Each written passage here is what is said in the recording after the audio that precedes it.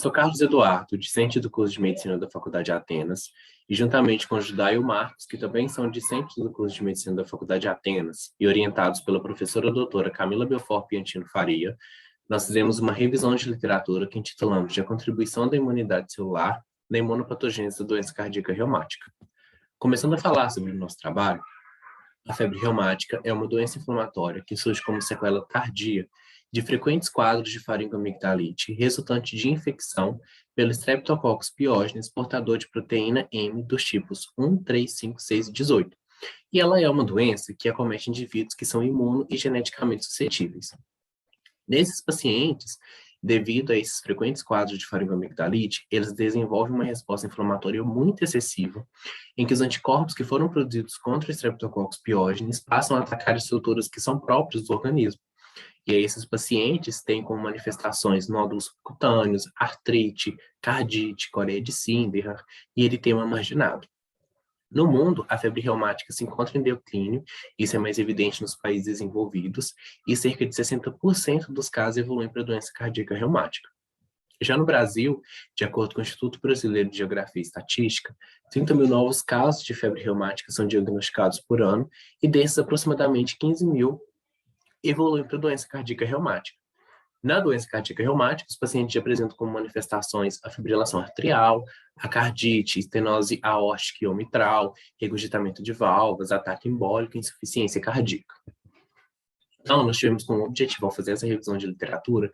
elucidar como é a atuação da imunidade adquirida no desenvolvimento da doença cardíaca reumática.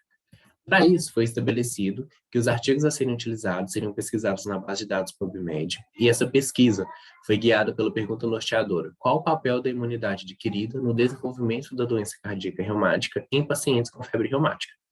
Então, nós utilizamos o acrônimo PICO, em que o P se refere aos patients, a population, que nesse caso são os pacientes com febre reumática, o I se refere à intervention, nessa situação, a imunidade adquirida, o C se refere aos controls, que aqui não teve aplicabilidade, e o O se refere ao outcome, ao desfecho, que aqui é o desenvolvimento da doença cardíaca reumática.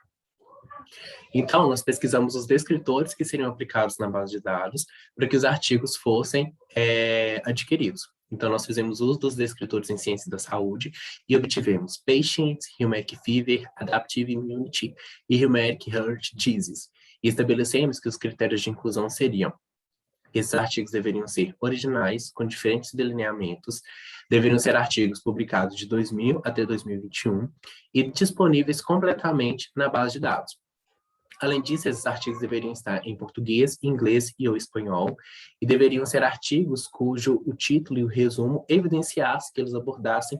abordavam sobre a doença cardíaca reumática, sobre a febre reumática ou sobre a imunidade adaptativa. Então, nós procedemos com a leitura do título e do resumo desses artigos e conseguimos selecionar 37. Desses 37, 2 eram repetidos, 16 não atendiam adequadamente a temática estabelecida e 13 eram de revisão. Então, ao final, 6 artigos foram eleitos e nós fizemos, então, a coleta dos dados desses artigos utilizando uma ferramenta previamente validada que permite que todas as informações importantes fossem retiradas desses artigos. Então, como os resultados, nós tivemos artigos que fizeram experimentos com ratos livres fêmeas e artigos que fizeram experimentos com seres humanos. De modo geral, a doença cardíaca reumática ela não tem uma patogênese muito bem definida, mas os pesquisadores que fizeram estudos com os cobaias, eles identificaram que ocorre uma reação cruzada entre os anticorpos produzidos especificamente contra o Streptococcus pyogenes e os antígenos presentes no tecido cardíaco. E aí a doença ela tem início por meio de uma lesão endotelial que é prosseguida por um infiltrado de células inflamatórias. Então, o que acontece? A imunoglobulina G, que é produzida contra o Streptococcus pyogenes, ela reage com o endotélio cardíaco, fazendo com que haja uma lesão endotelial com exposição de colágeno, e essa exposição de colágeno faz com que anticorpos anticolágeno sejam produzidos, e esses anticorpos atacam as válvulas cardíacas. Posteriormente a isso, ocorre a infiltração de células inflamatórias, e essa infiltração é facilitada porque quando ocorre a interação entre a IgG e o endotélio cardíaco, ocorre uma regulação positiva da expressão da molécula de da molécula de adesão de células vasculares e da molécula de adesão intercelular, o que facilita a entrada dessas células nos tecidos cardíacos, especialmente os linfócitos T do tipo TCD4, que se alojam majoritariamente nas válvulas. E aí eles aumentam a expressão do fator de necrose tumoral alfa e do interferon gama. Além disso, essas células migram em direção ao gradiente de concentração da quimiocina CXCL-MIG, que é induzida pelo interferon gama, que já se encontra em grande produção, né, no tecido cardíaco,